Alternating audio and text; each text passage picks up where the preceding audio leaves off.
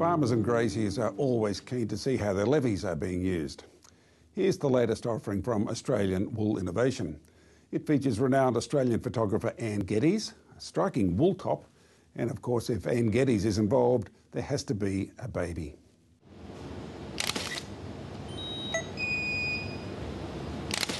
I've just completed a 3-day shoot for Woolmark with 12 little newborn babies, and I have to say it's been one of the most enjoyable campaigns that I've ever shot.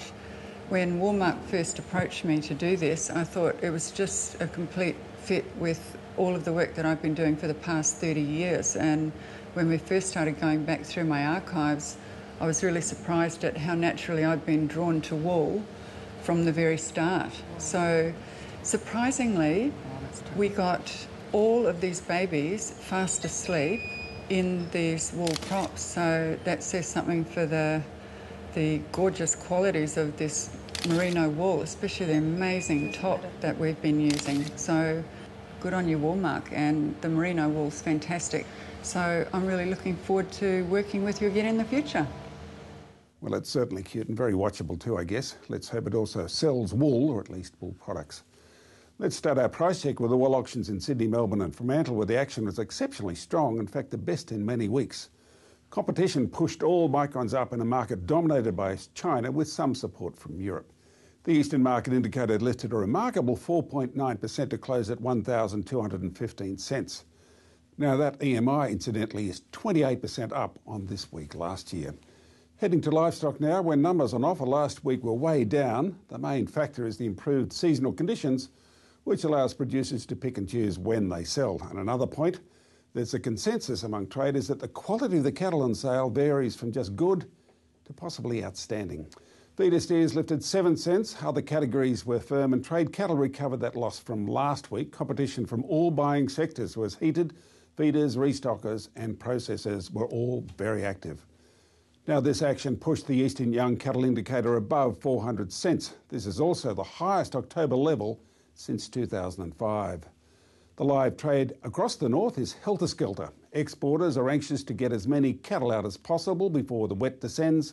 The major problem is finding cattle below 350 kilos, but at present boats are being loaded every day. So prices remain firm above $2, and it isn't hard to find some upwards flexibility. The sheep and lamb trade is steady. Wet weather in the west is impacting numbers, although it's worth noting the WA flock is at an historic low. Above $5 would still make producers smile, and so too would that mutton price. And pigs scored a lift last week, the first for quite a while. Supply is tight at present with very little heading into storage.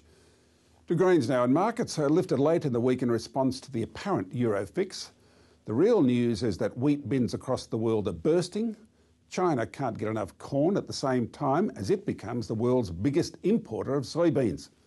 Prices now, Chicago saw swings north across the board as the American dollar weakens. It certainly makes their grain easy to sell, and of course it makes it tougher for Aussie traders to compete. Two mind-boggling consumption points about China. Corn imports are now at 43 million tonnes a year. A decade ago the figure was just 10 million. And as for soybeans, China hardly imported a cupful not so long back. The annual tonnage is now 57 million and rising. ASX futures are surprisingly steady. A lot will depend on the weather and what sort of downgrades might result from the rain around at the moment. Spot prices have hardly moved over the week. Again, the rain will have an influence here, but for the moment, it's steady as she goes. Back overseas for cotton and sugar, and cotton spiked on the back of demand from China, although nobody's sure how long or how strong that demand will be. The cotton lift was quite substantial, more than 7 cents.